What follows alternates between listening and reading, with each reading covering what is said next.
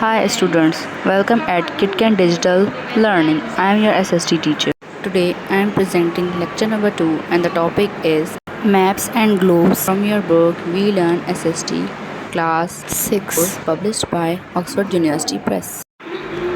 Before start our today's topic, I would like to advise you few tips for effective learning and take maximum benefits from KitKan Digital Learning. Number 1, like and subscribe channel so don't missing any video. Number 2, carefully listen and watch video from start to end. Number 3, find out the answer of the question from the video. May watch multiple times video till find out the answer. Let's start our topic. Maps and globes. A map gives a view of the earth from above. It represents on a flat surface the physical features of the earth like mountains, countries, continents, oceans, river, lakes and plains etc.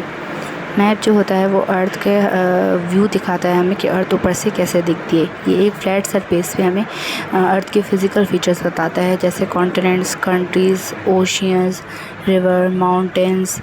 Since it is not possible to show the actual size of these features on paper, the size of every feature is reduced proportionally so you can see all the earth at once on a map.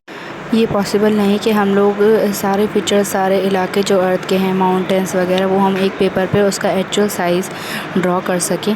इसलिए जो है हम सारे उसके paper पे उसको proportionally equally उसको reduce करके, कम करके हम लोग उसको मैप में बनाते हैं ताकि आप पूरी अर्थ जो है वो एक ही मैप पर एक साथ देख सकें.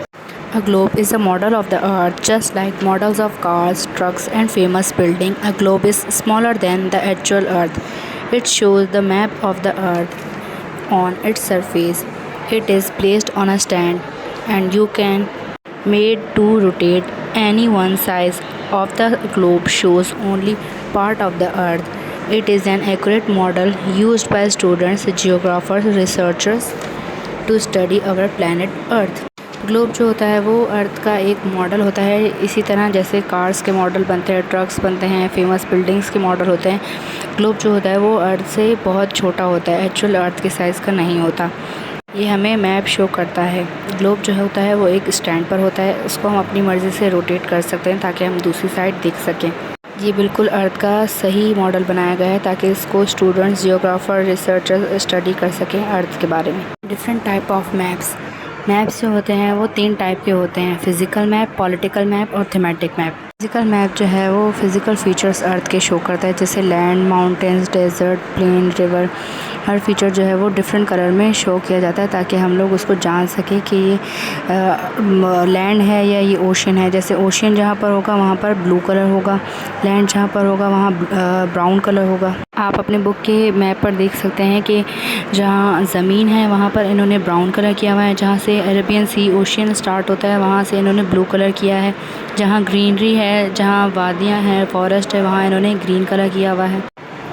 पॉलिटिकल मैप जो होता है वो कंट्री का मैप होता है. वो कंट्रीज़ शो करता है आपको कि आपके बॉर्डर के साथ कौन सा कंट्री लगता है, कौन सी लाइन के साथ आपको कौन सा कंट्री लगता है, कौन सा इंपॉर्टेंट सिटी है, कौन से प्रोविंस में कौन सा इंपॉर्टेंट सिटी है, कहाँ पर पानी है. ये सारा पॉलिटिकल मैप में शो करता है. जैसे आप देख सकते हैं पाकिस्तान का पॉलिटिकल मैप इन्होंने बनाया हुआ है.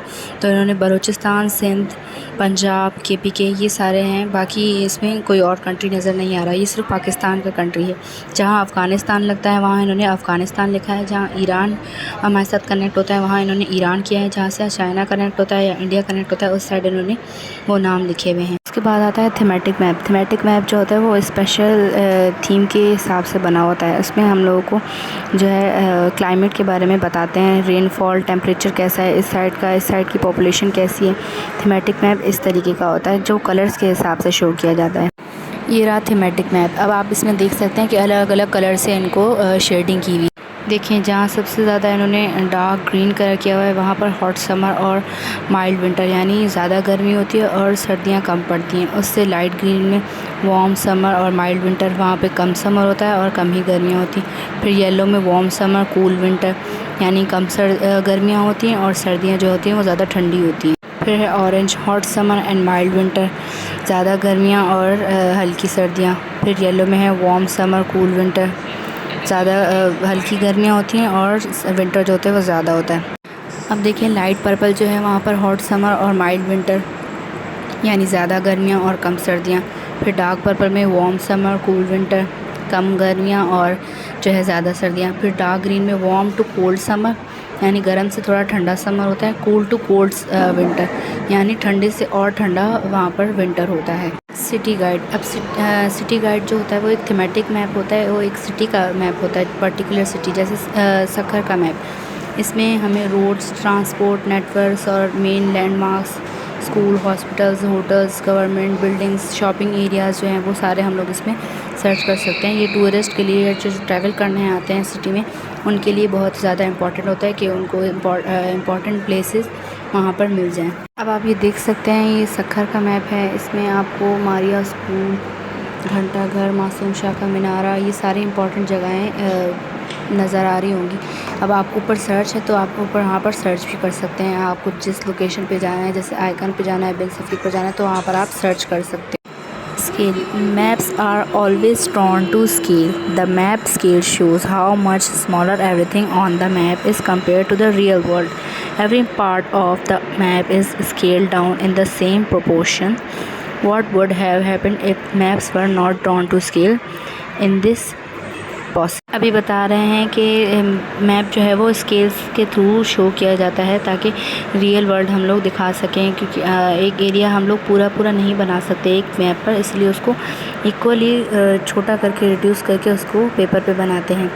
स्केल से मैप ऐसे बनता है जैसे 1 सेंटीमीटर, अगर 1 सेंटीमीटर की लाइन हो तो वो 200 किलोमीटर या 100 किलोमीटर शो करती है। Hope you enjoyed and learned basic concept of today's topic we have presented on the platform of KitKat Digital Learning.